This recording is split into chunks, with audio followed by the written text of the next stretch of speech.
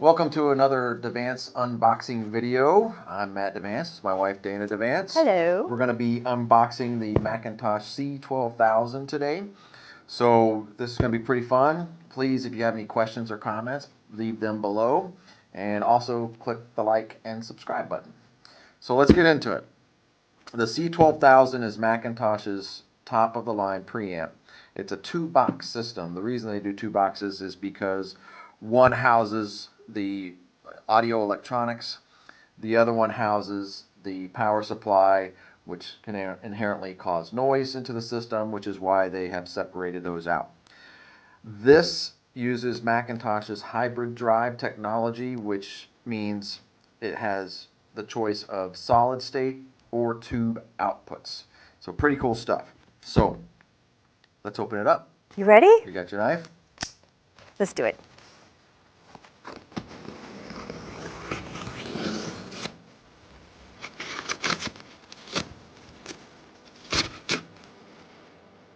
Side. We'll need that again here. Yep. Got it handy. As you may or may not know, Macintosh does an amazing job at packaging their stuff. I've even talked to them about they should do a boxing video, meaning everything that they put into boxing up their electronics, because it's pretty special. So inside the main outer carton, inside you have another box with foam, so the unit itself is pretty much suspended inside the main box. So Yep. let's get that out. All right, we're going to take it to the You floor. want it over. Look at that. There we go. So we'll get that Maybe out. that's a great spot for some music. And we'll put those out.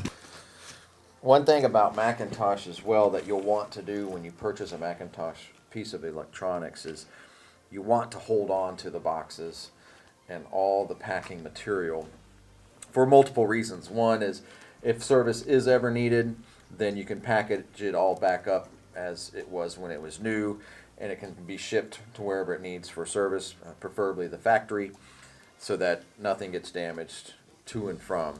Secondly, your resale value on Macintosh will increase if you have all the packaging and the packaging materials that go along with it. You'll have more value with your Macintosh piece when you go to sell it or trade it in, things like that. So, all right, let's pull this guy out.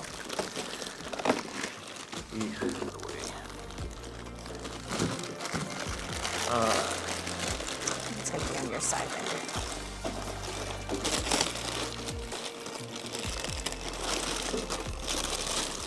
So this is the main preamp piece, and what you'll see here is you can see your tubes, because it is both solid state and tube based, meaning you can choose if you want a solid state output or you can choose if you want a tube output.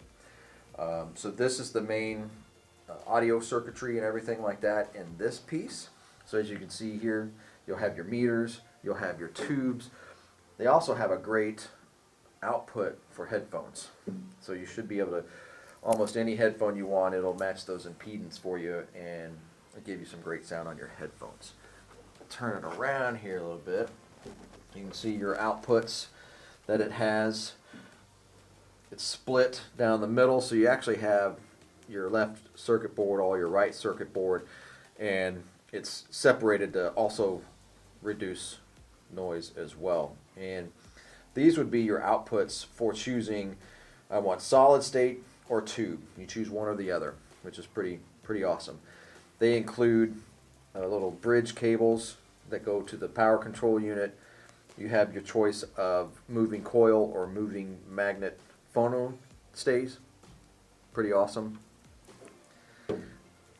Probably one of the things, if I get your help here, we'll tilt it up so you can see the top.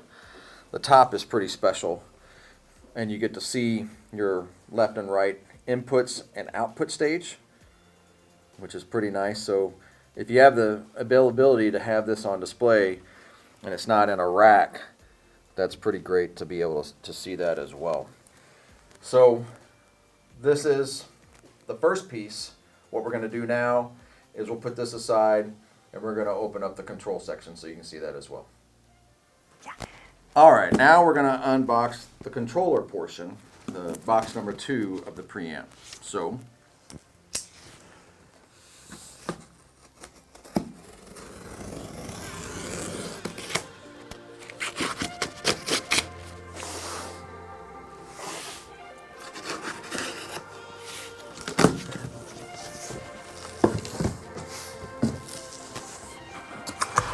these are the proprietary cables that link the 2 pieces together, and your power cord. As you notice, when we unboxed the other unit, there was no power cord because it doesn't need one, as all the power supply and everything is in this unit. And you use these cables to link the 2 together, and that supplies power back to that other unit.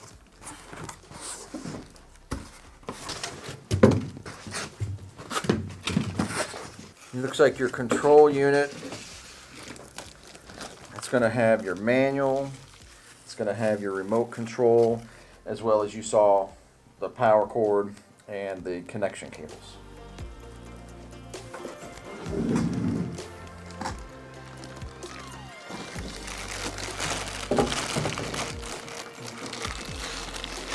Alright, so this is what they're calling their control unit. You have your power supplies in here. This is what's going to have your volume controls, any tone controls, your input switching controls. On the back you can see it's pretty basic.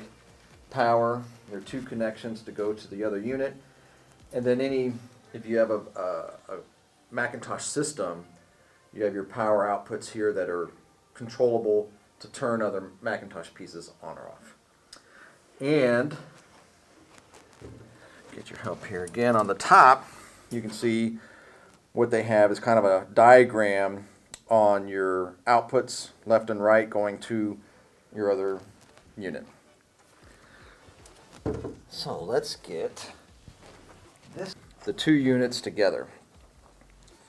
Preferably, if you have the space, having them stacked like this is the way to go. If not, there is enough cable length that you could have them side by side, but I think the look is so much better having them stacked on top of each other.